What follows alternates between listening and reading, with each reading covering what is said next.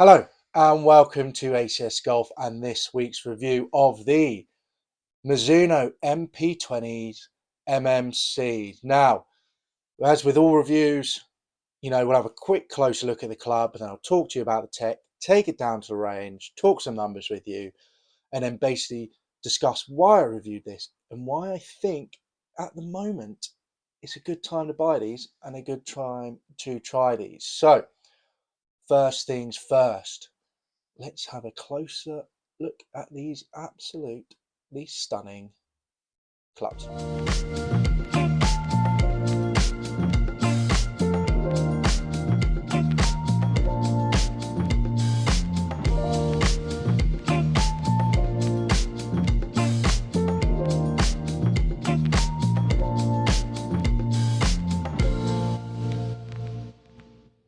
So there you go, closer look at the 9 and this 5 iron there for you guys.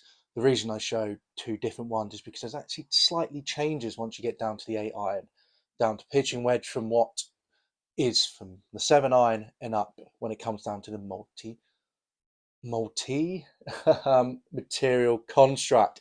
There we go, got that one out finally. Now, just some information quickly before we get into the tech about the Mizuno MP20 MMCs, released 2020, well, back end of 2019, 2020 to cover 2020 and 2021. They've now been replaced by the Mizuno Pro lineup, so the 221, 223, 225, which is actually there last year. Next year, if following what Mizuno do, there will be a new lineup because they go sort of these sort of blade-like clubs, including the blade, and then they do JPX next year, blade-like clubs, JPX next year. So we got this in 2020, 2021, we had the JPX 921s. If you've watched my channel before, I've got the hot metal version of them currently in my bag behind me. And then we had the Mizuno Pros, like I've mentioned, in 2022 and 2023. This year, we had the release of the JPX 923 with all the different models. You've got the hot metal, you've got the hot metal Pro for the JPX 923, you've got the Tour, you've got the Forged. So, you've got your four models there. And then with these, you tend to have three models. With the MP20 lineup, you had the MP20 MB, which is muscle back, which is their blade. And then you had these, the MP20 MMCs, which is the multi-material construct, which sort of lay in the middle, will sort of feel, forgiveness, looks, etc. And then you had their MP20 HMB, which was, off the top of my head, I have made a note of it, so I will tell you, was the hybrid muscle back. I read somewhere that someone said it was a hot metal blade, with the idea that, when it came down to it, it was like hot metal for the JPXs. But I had another look, and supposedly it's hybrid muscle back, which makes more sense because that HMB was a hollow construct, which is very popular, very much obviously like the TaylorMade P790, but unlike the TaylorMade P790, it didn't have foam in it. Now, looking at these, at the MP20 MMCs, let's go into the tech, which we have here. There we go. One of these days I will get a better computer, and so you don't have to wait and watch me sorting this out. So here we go. So straight off the bat, going into the technology with this club, you have 1025E Pure Select. So that's to do with the Pure Select steel that they use. Here you go, right on the toe there, if you can see that. Which is 6 times tighter tolerance and industrial standard for greater purity. The whole idea is nothing feels like a Mizuno. Multi-material construct, as I've mentioned, I'll get more into that in a second. Then you had this, the copper underlay. So Mizuno's famous copper underlay makes a return in the MP20 lineup. So it was originally used back in the MP29 days and the TN87 to adhere to the chrome plating to forge steel. So the underlay consists of a thin layer of copper beneath a nickel chrome finish, providing an enhanced impact feel. So this wasn't in the previous model, so the MP18 MMCs, which came before that. Then you obviously have the grain flow high density forging, which they do in Japan, which again makes them feel like butter. Forging increases grain density in the impact area for soft, consistent, solid feel. Nothing feels like a Mizuno. I wonder how many times I'm going to say that today. For titanium muscle, carbon steel body had a titanium forged directly into it. Here you go, allowing for weight savings that are redistributed to increase forgiveness. So that's here, and that ranges from all the way from the 5, the 4, etc., all the way down to that pitching wedge. They have that in there. Now, it does change here though. So then you have a tungsten toe weighting, low and towards the toe is a high density mass of tungsten. This improves launch and effectively increases the size of the sweet spot, which, when the size of the sweet spot, more forgiveness, more MOI, which we want. So you have here, there you go. They've got a little there. I do like the writing, to be fair, on it. The fact they have, the titanium there, and then they tell the tungsten here, which is in the toe. Interesting from 8 downwards, where obviously forgiveness isn't. It's easy to hit those lower iron. Sorry, that actually gets taken out, so you don't actually have the tungsten from 8 downwards. With the idea, it's to help with those longer clubs, which obviously more people struggle to hit. So there you go. There is all the tech for the club. Now let's get down to the driving range, and then we'll discuss about the findings. So here I am down at Sandown. I've got the 9 iron, the 7 iron and the 5 iron with me of the MP20 MMCs in horrendously cold conditions. It was 2 degrees, 35, that's 35 degrees in Fahrenheit, and there was actually snow blowing into my face every now and again, which you can't actually see in this. So I didn't actually use the figures from the day, but from a previous range session with these clubs, due to the fact that the balls were so cold. Even though I was getting the ball speed I wanted, the distance, they weren't going anywhere, and it's because the spin was so high. They were just spinning and falling and not travelling. So it was an unfair idea to use the actual figures on the day, because it's not a true reflection of the club. So now let's get into the actual figures, which is a true reflection of the club from a previous warmer day when I used them. So for the 9 iron, on average, for flat carry was 125 yards. Total distance was 128 yards. Ball speed was 94 miles per hour, launch angle 27 degrees, and height 84. Now moving on to the 7 iron, flat carry on average 153 yards, total distance 161 yards, ball speed was 108, and launch angle was 19 degrees, and height was 79. And then moving on to the 5 iron, flat carry was 167 yards, total distance 183 yards, ball speed 115 miles per hour, launch angle 16, and height 66. So there's the truer figures there. And I will say, on a cold day like this, when you miss a club such as those MP20s, that elite cavity back, oh my god, they did kill my hand. So there you go. What a ridiculous day to go to the driving range. Obviously, anyone in the UK, anyone who's watching this in America, never been to the UK, we don't necessarily get that much snow, especially down south where I am. Up north, you do tend to get a lot more, especially when you're up in Lake District, etc. If anyone's up there in Scotland, you get snow all the time.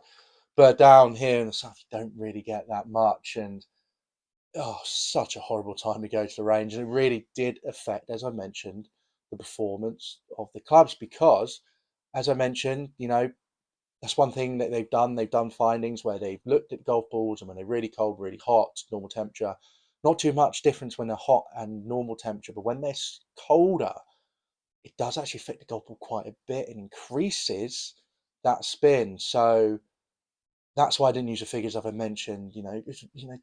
Hitting a 9 iron normally have a increased distance of a couple of yards, but to actually have it read on the driving range that I hit it, I think one point, I think it was 100, only 115, but then at total distance 114, because it actually span back, and I read it at the range.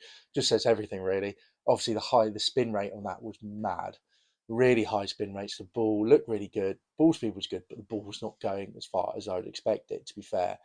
And then when I did take my JPXs out, which I had in the bag, because they are game improvement, they're more forgiving, they have a lower spin anyway. That's what game improvement irons really do. It didn't affect it as much. It's all getting my normal figures. So there you go. So performance-wise, let's go into the distance. As I mentioned, use my old figures before, because I have had these in the bag before. Getting that on average just under 130 yards from my 9-iron, perfect. That's what I'm happy with. 7-iron around that 160 yardage, happy with. Again, that 5-iron around that 180 mark, again, happy with. Those for me are quite happy with those. At the moment with the JPXs, I am getting it further because they are aimed for that. But with these, it's not about distance, it's about consistency and about control. Don't get me wrong, the distance is fine. It's exactly what I'd expect. But, if you're looking for a club that you need to, you really want to really edge out and get more distance, then go for those game improvement irons where you can get more distance, or maybe go up for the MP20, for example, in this range anyway, MP20 HMB, which are built a bit more for distance. Like, don't get me wrong, when you get to the club's game improvements, even though they come out hotter, etc., the height on them are relatively the same. I mean, with these, the ball flight was very good. It was high, it was consistent, but with that more high spin, to control that distance, control that ball, obviously you're not going to get as much distance. Loss, very traditional, 7-irons 32, pitching wedge 46. Unlike sort of game improvement irons, again, which are lower lofted, and obviously game improvement, they still do pop the air in the ball because more technology, etc. But loss are very consistent because, again, it's not about distance, it's about control, higher spin, and basically getting that ball in the air and then getting it to land on the green and getting it to stop. So in that respect, they do exactly what they're supposed to do, which is great. I mean, I was hitting, even on that day when it was horrendous, hitting the 9-iron, and I think consistency wise, about 80%. That's perfect, because that's the clubs that you're going to be most of the time hitting onto that green, and you want to be consistent every time. And there you go, the consistency there was perfect. Going into, let's say, the feel, next one. Feel of these, nothing feels like a Mizuno. There you go, said it again. Lovely feel, especially out of the sweet spot, glorious. Don't get me wrong, with the multi-construct, they are a bit more forgiving, but if you miss it badly, you feel it. And oh my God, did I feel it at the driving range. Sometimes, cold hands, didn't hit it well, and stingers absolutely cane the hand. So feel out the middle, perfect. If you don't hit it in the middle, ouch. Looks, what can I say? I love the looks of this. Look at it. Absolutely glorious. Stunning looking club. And I will say, if you're looking for something, you need a bit more, not necessarily forgiveness, but more confidence in, and you don't like looking at a really small bladed top, not the clubs for you. They do look very much like a blade, even though they're not. They're elite cavity back irons. They're not muscle back, they're elite cavity back irons, which is sort of one step up from a blade. And they very much have a lot of blade-like features look-wise when you're looking down at it. So if you like a bit of a thicker top edge, not for you. For me personally, I love the look of them. Looking down at that, beautiful. Absolutely beautiful. And then last thing we'll say about it is forgiveness. Now, I mean, obviously, looking at it, you can't imagine there's much forgiveness in there. But for the way they've been set up and the way with the tungsten, the titanium, for the size of the club, forgiveness is actually relatively very good. Don't get me wrong. It's not like your Ping, it's not like your JPXs and Mizunos are behind me. It is not the most forgiving club. But for what it is, for someone who's looking for very much a blade-like club, but needs a little bit more forgiveness than a blade, they are perfect. Absolutely perfect. Yeah. So really, quickly before we get to the ACS golf scale, who are these aimed at? Basically, these are aimed at anyone who is basically very good at striking their irons, like a smaller profile look for irons, and also likes workability, because this is what they're there for. They're not a blade, they're elite cavity back iron to add a little bit more forgiveness, but yet give you that playability that you desire as a better player. I was playing with these when I was 20 plus handicap.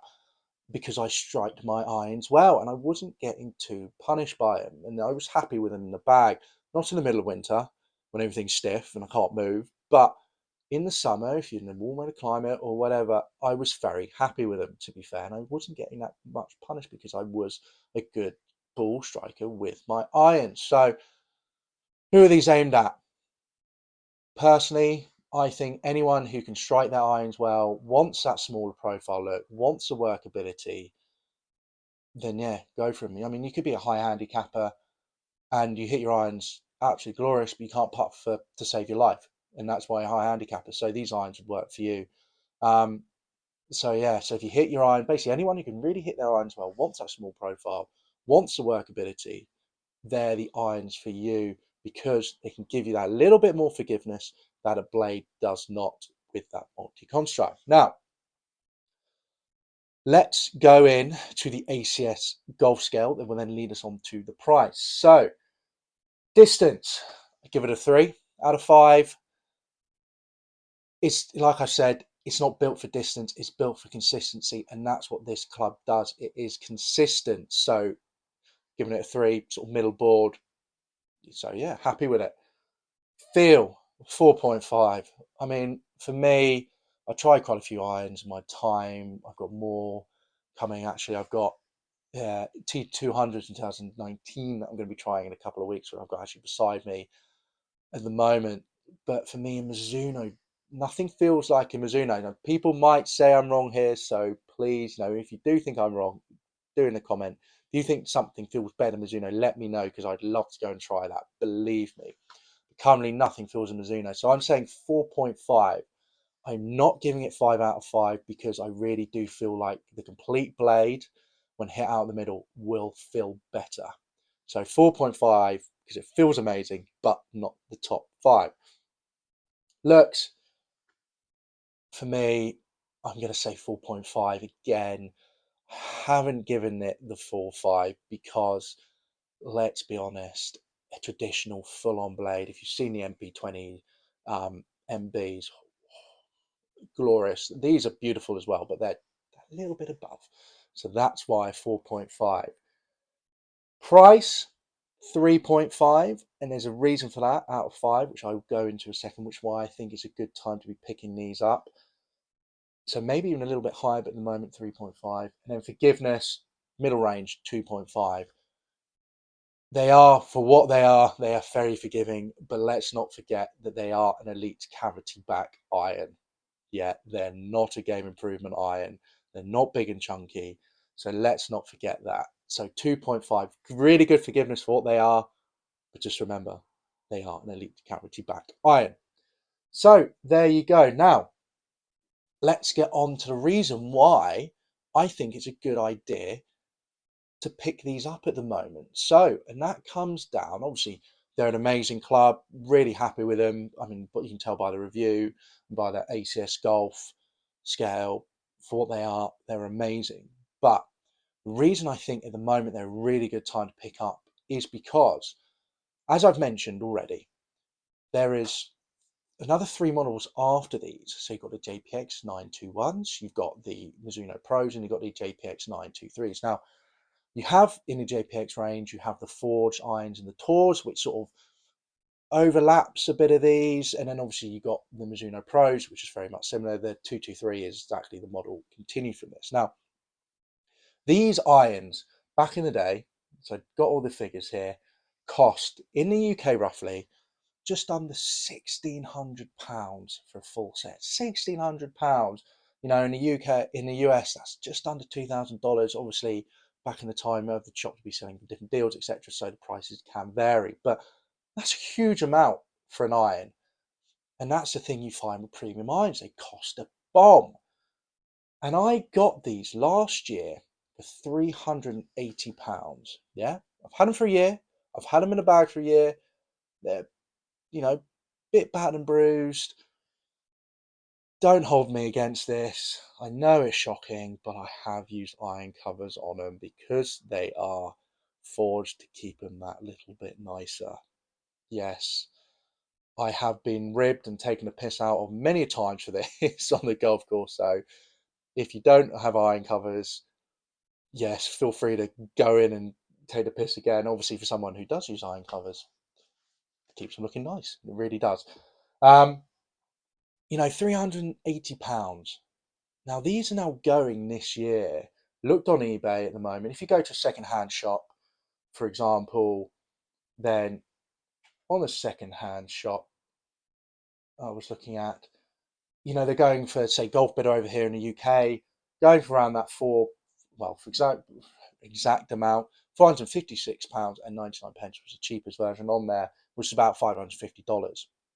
Okay, not bad. I mean, I paid less for these because I got them off eBay, so that's still not bad. Something that costs nearly 1,500 quid, you're losing a grand and you're getting an amazing iron. So not bad. If you're looking on eBay though, these can range from 280 for a set up to £350. So that's about $335 to say $420 to put it in a ballpark.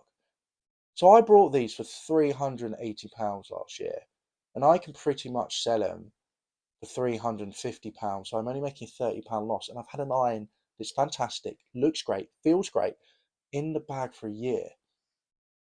Hold on. Doesn't seem right, does it? And that's why I think it's a perfect time to be looking for these, because you can pick them up, you can put them in the bag for a year, and then next year you might be losing 50 quid, maybe 100, because obviously you've got the new model coming out next year.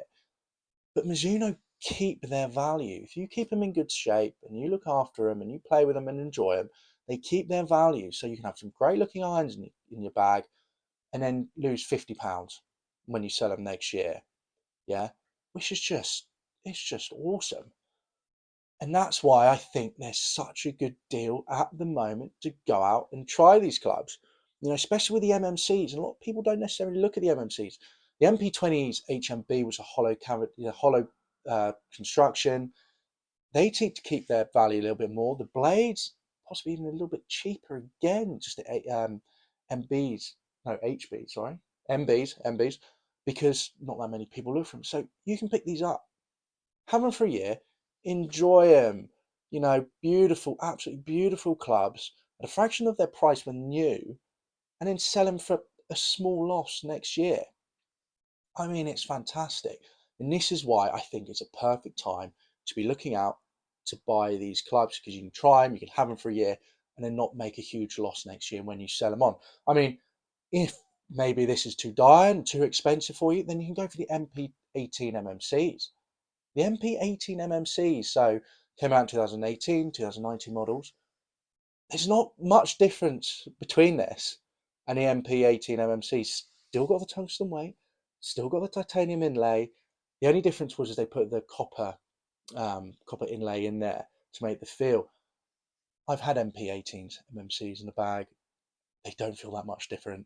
And anything, MP18 actually went a bit further, only by a couple of yards. Don't ask me why, but they did. So, if this is a bit too much, then go for the MP18s MMCs. At the moment, they're going for around 230 on eBay. That's $275. They again are not going to drop by that much next year, if anything. So there you go. There's a review of the MP20 MMCs. Very long video. I do apologize. Once I start talking, I tend to go. But great option if you're looking for an elite carry back on the market. Great option. Give them a go. Have them in the bag for a year, and then maybe make a £50 loss, £100 loss next year. Okay, if the market stays stable. Obviously, strange things can happen. Who knows? But at the moment, that's what it looked like it's going to do. So yes. So remember, if you like these videos, if you're enjoying the reviews, they come out every Sunday UK time. Do remember to subscribe and hit the bell icon as well so you don't miss any. We've got some great things coming up like this Night Vapor Pro next week. So do keep your eyes out for that. So do subscribe to the channel. Obviously, if you like this video, give it a like and do comment down below. Do you play with Mizunos? How do they feel? And, would you ever change for anything else? So there you go. Hope you enjoyed this video and I'll catch you next week. Bye-bye.